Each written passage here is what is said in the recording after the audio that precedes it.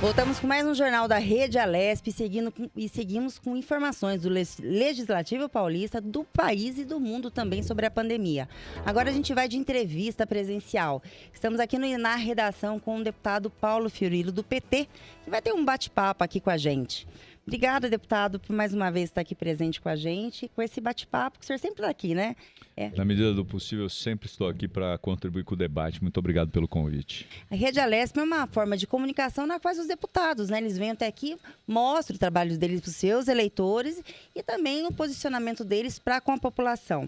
Deputado, o senhor acabou de postar nas suas redes sociais que Dória não prioriza as ações afirmativas. Poderia falar sobre isso para a gente? Não posso.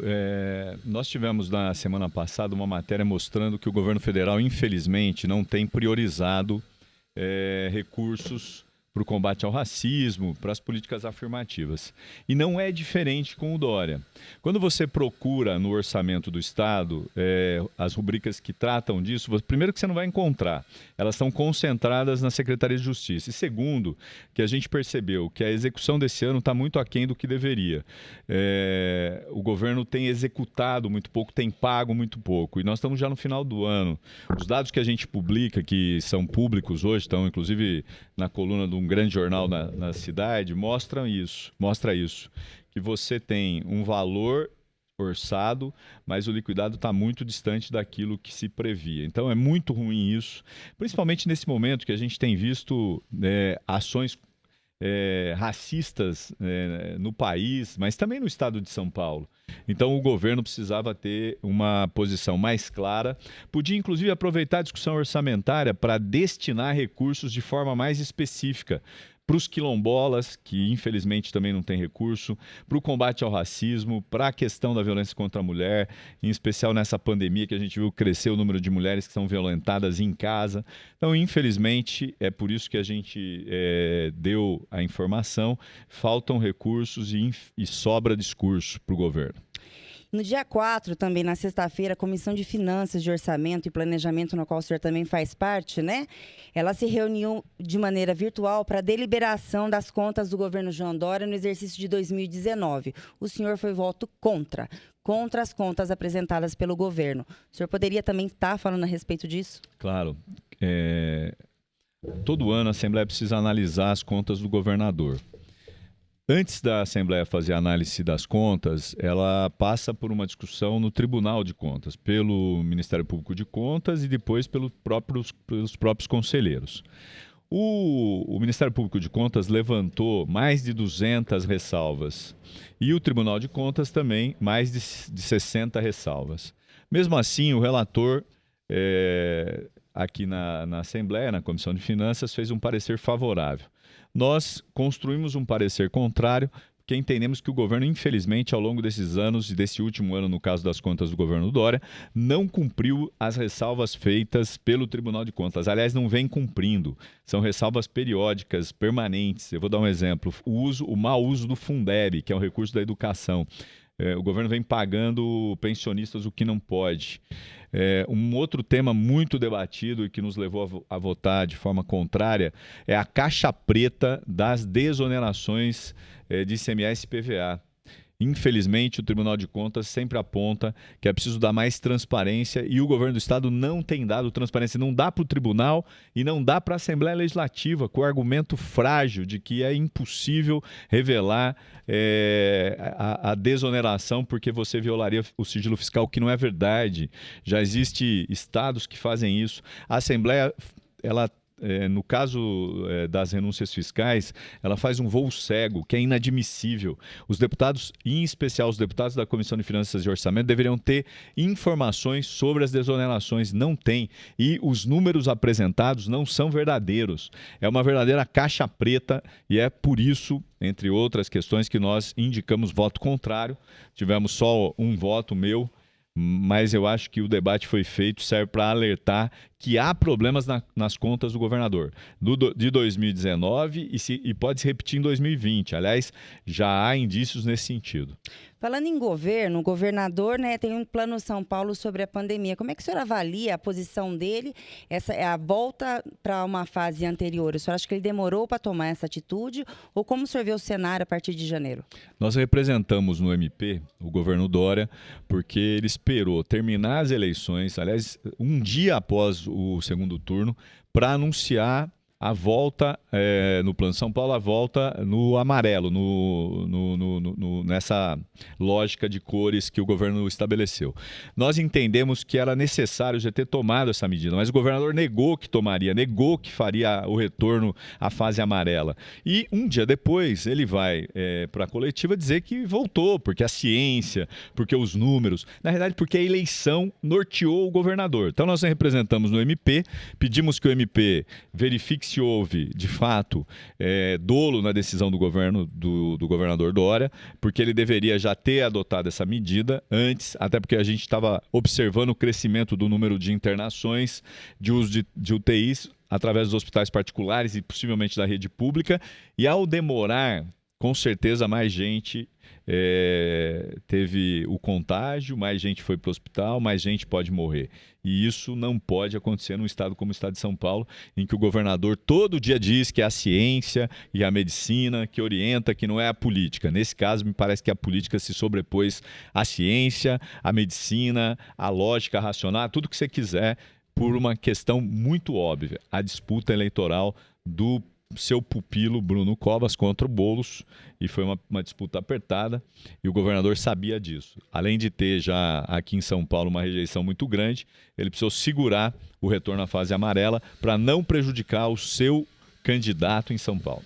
O senhor acredita que é em janeiro que vai ser uma nova postagem de fases, a gente volte ainda ou permaneça nessa fase? É triste ter que afirmar isso, mas a gente que tem andado, que está nas ruas, a gente percebe isso, né? A gente tem uma quantidade enorme de pessoas que acham que a pandemia não existe, entraram na lógica negacionista, gente em praia, em festa, em bares, em restaurantes, o que é uma pena.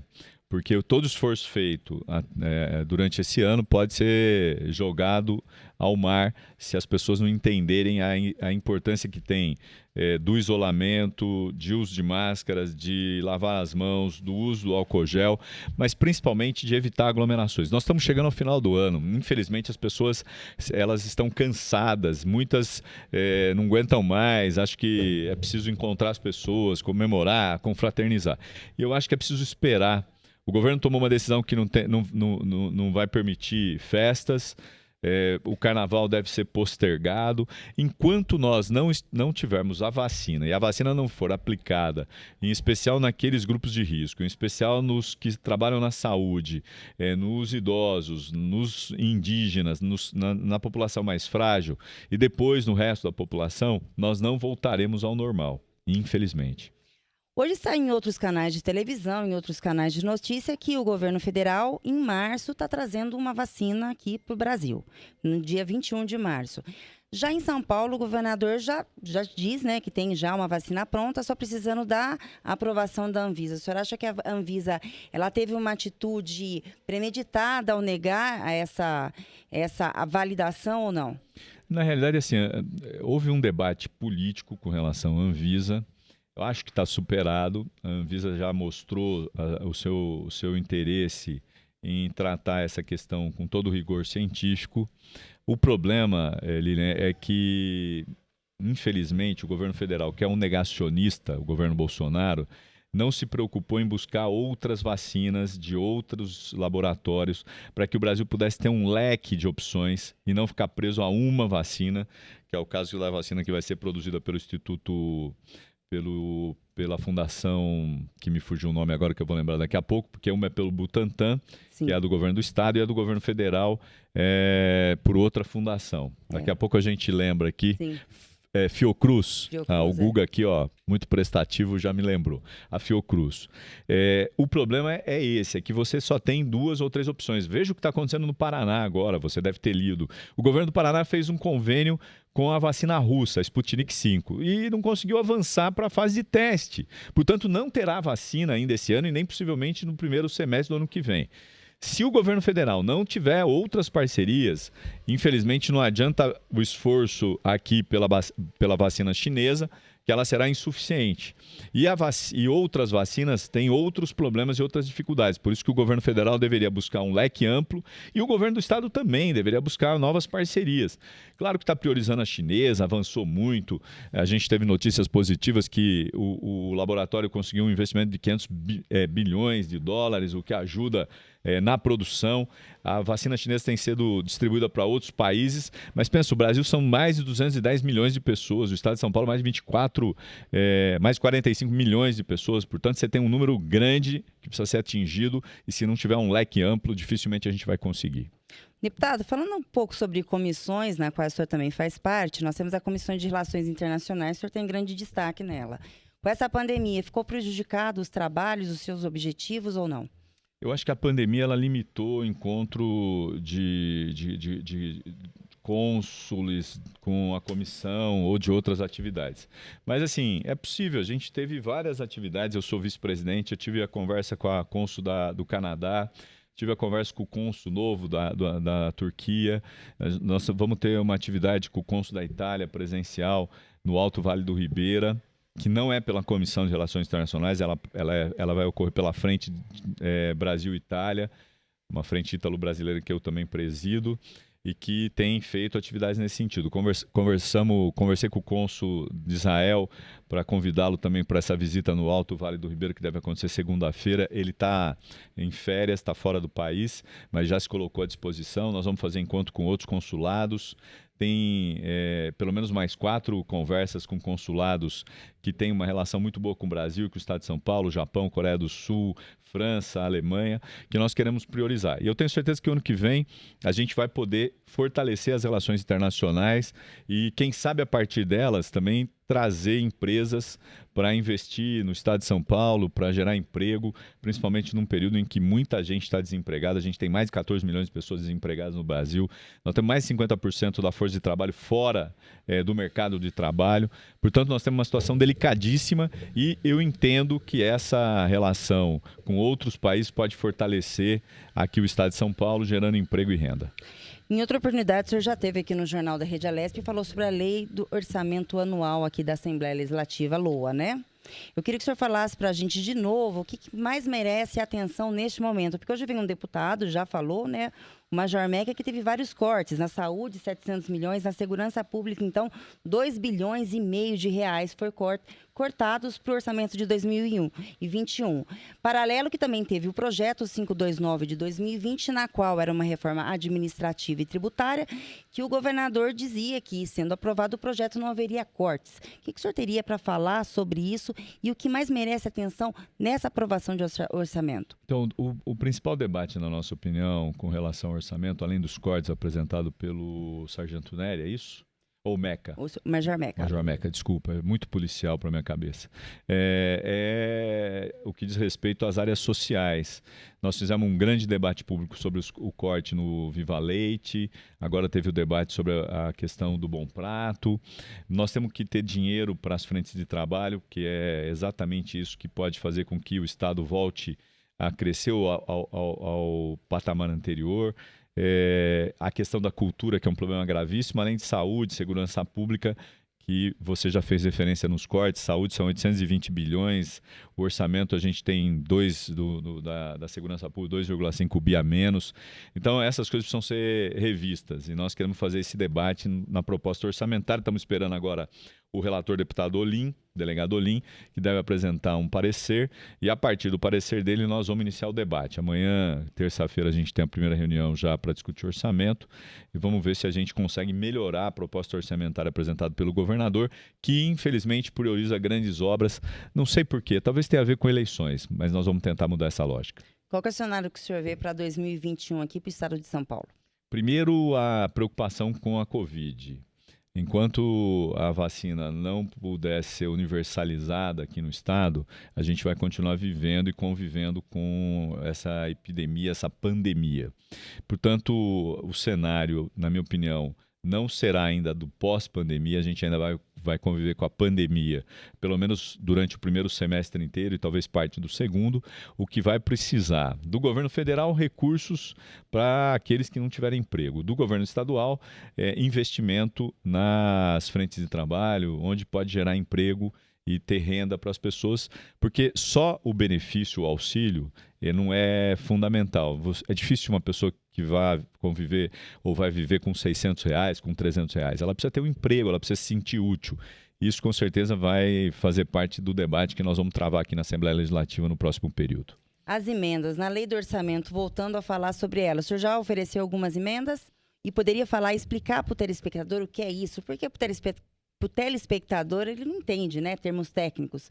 Qual que seria o que o senhor já ofereceu e o que é elas? Não, assim, os deputados já apresentaram emendas, são mais de 5.000 emendas, se eu não estiver enganado, agora de cabeça eu não vou lembrar, mas as emendas, elas, primeiro você tem as emendas impositivas que os deputados apresentam e o Executivo precisa cumprir. Vou dar um exemplo. Cidades do interior que tem uma demanda muito grande na saúde. Normalmente a gente faz emenda ou para compra de veículos para a saúde, ou mesmo recursos para a saúde, para o custeio, que ajuda muito as entidades, as santas casas, essas que mais dependem de recurso. Ou mesmo emendas, por exemplo, eu fiz para esse ano uma emenda para a minha escola, não por corporativismo, mas minha escola é uma escola municipal lá no Sapopemba, no Jardim Dona Sinhá, e é uma escola que ainda foi construída num método que não é de alvenaria. E assim, infelizmente ainda não conseguiram liberar, não é tanta grana, R$100 mil, mas a Secretaria Municipal de Educação ainda tem uma dificuldade de viabilizar os R$100 mil, que poderia ajudar na compra de equipamentos, ajudaria a melhorar a qualidade de vida da escola, né, e dos alunos por tabela. Então, é isso que os deputados acabam fazendo. A gente tem, por exemplo, no caso das minhas emendas, tem emenda para o Corpo de Bombeiros, que também perdeu recurso, tem emendas para a Polícia Militar, que está precisando de uma obra lá no Sapopemba, num batalhão, tem emendas para as cidades do interior, tem emendas para entidades da capital. Então, a gente pulveriza para tentar fazer muito com o pouco que a gente tem no caso das emendas dos parlamentares. Agora, o que a gente está discutindo é mudar a estrutura do orçamento, é tentar levar mais recursos para a cultura. A gente tem um problema gravíssimo no projeto Guri, eles estão cortando de novo, o que significa mexer com as casas de cultura na cidade de São Paulo e no estado. A gente está propondo recursos para as frentes de trabalho, de forma mais geral, não nas minhas emendas. E as minhas, a gente dialoga com os pequenos municípios e com as demandas da capital. O senhor acha que o governo teria uma outra alternativa a não ser cortar os recursos? Teria, claro, priorizar. O governo pode priorizar melhor os seus recursos. A gente está falando de um orçamento de mais de 200 bilhões. Você fez referência ao 529, que foi um projeto que nós votamos contra, que mostrou mais uma vez que o PT estava certo. Tem vários aposentados que estão reclamando porque o desconto da Previdência foi elevado de uma forma absurda. Tem gente que não tem como ter esse desconto e está sofrendo. E, infelizmente, a reforma, ao contrário de ter recurso para investimento, está tendo recurso para pagar a Previdência. Então, mais uma vez, mostrou que a reforma da Previdência aprovada foi insuficiente e que o 529 vai drenar recursos para a Previdência quando deveria drenar recursos para essas áreas que são tão importantes. Deputado, obrigada aqui pela presença aqui no jornal. A gente agradece a sua participação com esse bate-papo aqui com a gente, com o telespectador. Eu que agradeço, sempre é importante participar aqui. Muito obrigado pelo convite. Aqueles que nos acompanharam, sempre à disposição. Muito obrigado. Obrigada, tenha um bom dia, deputado. Igualmente. Boa tarde.